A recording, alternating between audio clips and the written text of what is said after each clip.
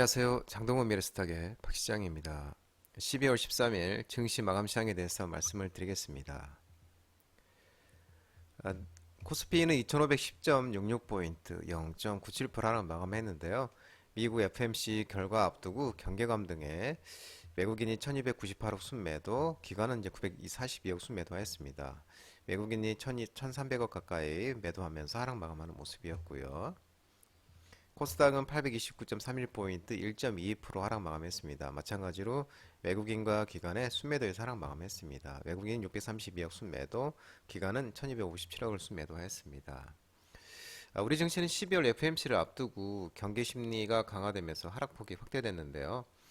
이 FMC에서 이제 점도표 변화와 또 미국 파월 연준 의장의 발언이 그동안의 시장의 금리 인하 기대감에 충족 여부가 관건이 될 것으로 보여지고 있습니다. 그런 경계감에 양시장 하락 마감하는 모습이었는데, 코스닥도 마찬가지로 관망 심리가 유입되고, 특히 코스닥 같은 경우는 이 글로벌 2차 전지가 약세를 보이면서 우리나라 주요 2차 전지 기업들도 약세를 보이는 모습이었습니다. 또한 이 FMCA와 또 선물 옵션 동시 만기일에 대한 관망 심리가 전반적으로 우세한 상황이었습니다. 또 원달러 환율이 상승하면서 우리 증시에도 부담으로 작용하는 모습이었습니다.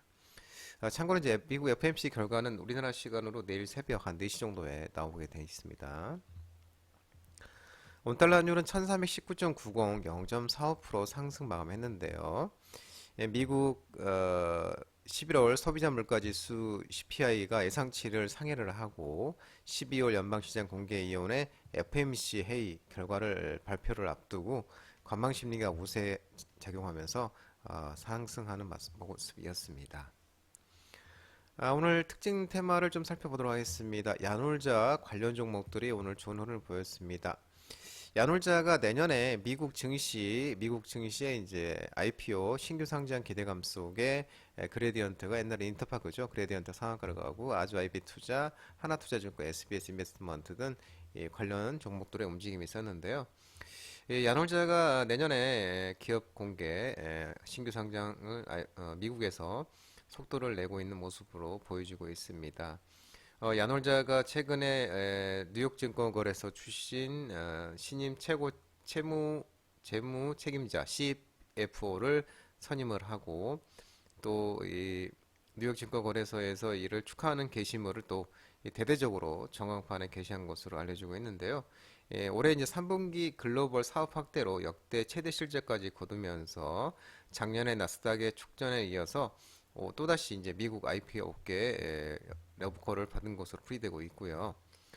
또 우리나라와 미국과 이 IB 업계에서는 이 야놀자가 내년 예비 심사 청구를 시작으로 본격적인 IPO 기업 공개 절차에 돌입할 것이라고 전망하고 있는 모습인데요. 이 야놀자도 관계자들이 수차례 뉴욕을 방문한 것도 목격된 것으로 전해지고 있습니다. 한편 이 야놀자는 이제 골드만삭스와 모건 스탠리를 주관사로 선정을 해서 IPO를 준비한 것으로 알려지고 있습니다. 온 디바이스 AI, PCB 관련 종목들의 또 좋은 종목을 흐름이 나타났는데 이 갤럭시 S24의 챗 GPT-4와 제미나이 탑재 가능성이 나오면서 온 디바이스 AI, 태성, 대덕전자, PCB, 심텍, 삼성전기, 파인 서키트 등 이런 종목들의 또 움직임이 오늘 또 괜찮은 모습이었습니다. 내년부터 이제 손안에다가 이 AI를 탑재된 이 휴대전화를 들고 다니는 시대가 본격적으로 도래될 것으로 전망되고 있는데요. 오늘 이제 1월 달에 이제 갤럭시 언팩 행사를 통해서 신제품 공개를 앞둔 삼성전자를 비롯해 애플과 구글 등이 온 디바이스 AI를 탑재한 스마트폰을 줄줄이 출시할 예정이기 때문입니다. 또한 삼성전자가 다음 달에 선보이는 갤럭시 S24 시리즈에 또 자체 개발 인공지능 AI는 물론 글로벌 빅테크들의 최신 모델도 함께 또 기기 안에 탑재할 가능성이 제기되고 있는 모습입니다.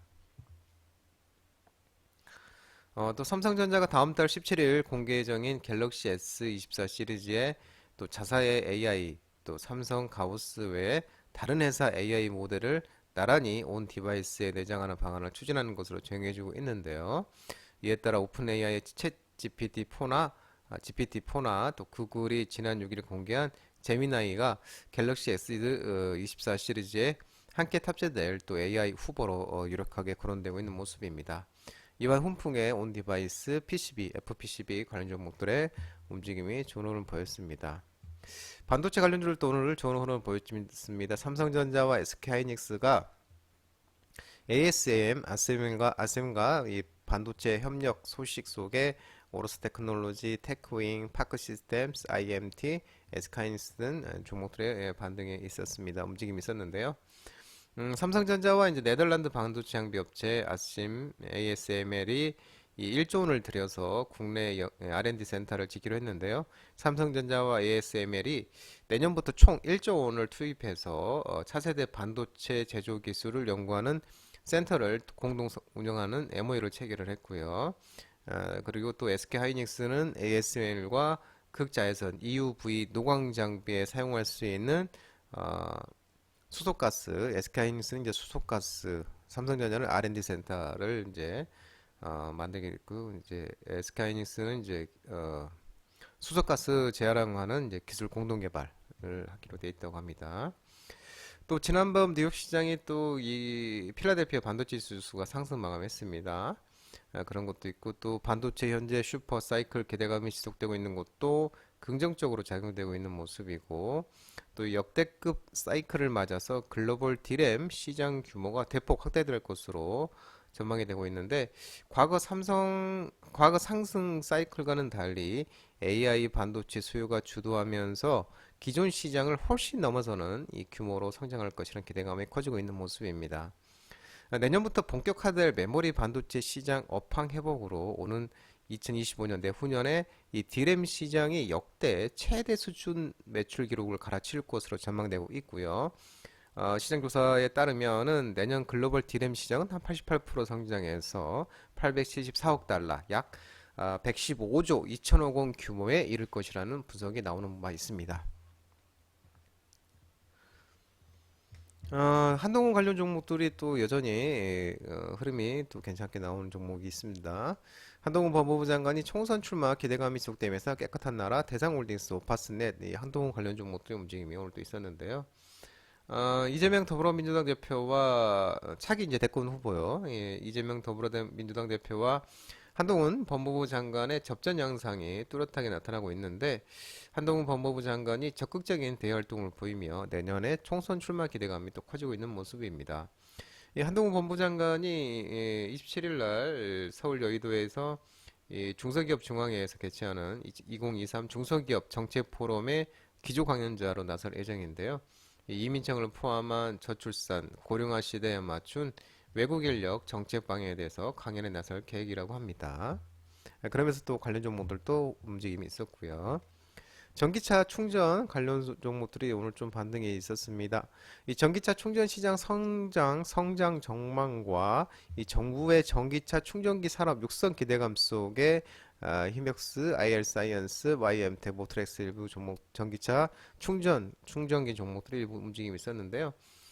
산업자원통상부는 이 민관합동 모빌리티 충전산업 융합 얼라이언스를 발족했는데요.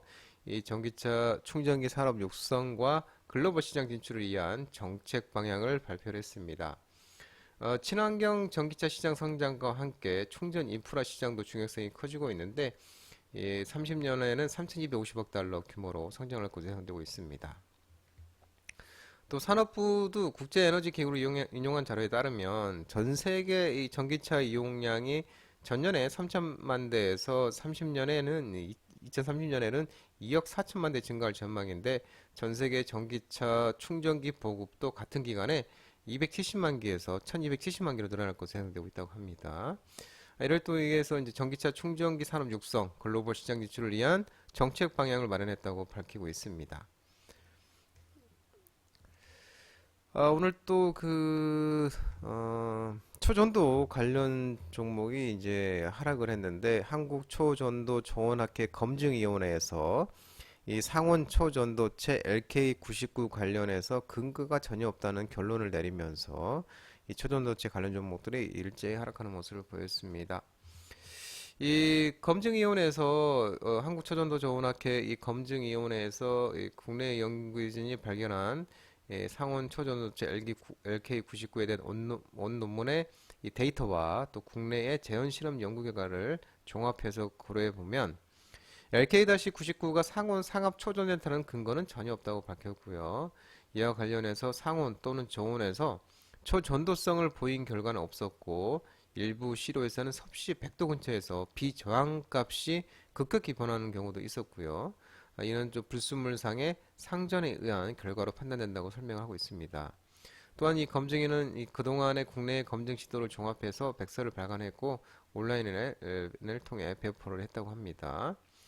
지난 7월 달이었죠. 컴퓨터 매너집 연구소가 논문 사전 공개 사이트 아키브에 LK99로 이름 지은 상호 초전도체를 개발했다 공개한 바 있었는데 한국 초전도 저온학회에서 진위를 이제 판단한 거죠. 그러면서 이제 서남, 신성델크, CCS 등 초전도에 관련 종목들이 일제히 하락하는 모습을 보였습니다.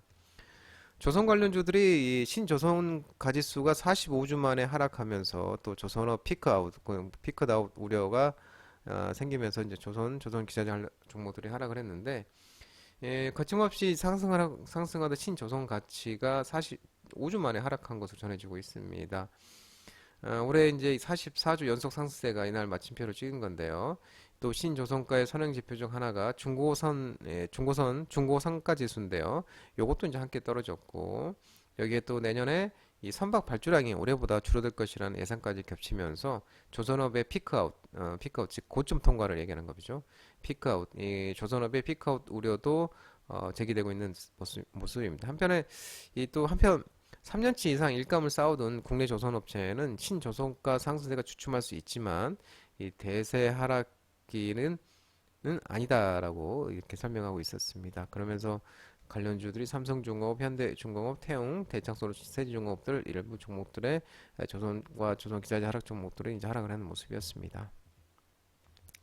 장동호 미래스탁 전화번호는 166-3797입니다. 끝으로 장동호 대표 유튜브 채널 구독과 좋아요 많이 부탁드리고요. 알림 설정도 꼭 해두시기 바랍니다. 유튜브 채널에 보면 공유가 있습니다. 공유, 소개 링크 많이 부탁드리고요. 유튜브 장중 라이브 무료 방송 진행하고 있으니까 혼자 하기 힘드신 분들이나 도움이 필요하신 분들은 언제든지 오셔서 많은 도움 받아가시기 바랍니다. 오늘 시장도 모든 분들 고생 많으셨고요. 남은 시간 편안한 시간 되시기 바랍니다. 감사합니다.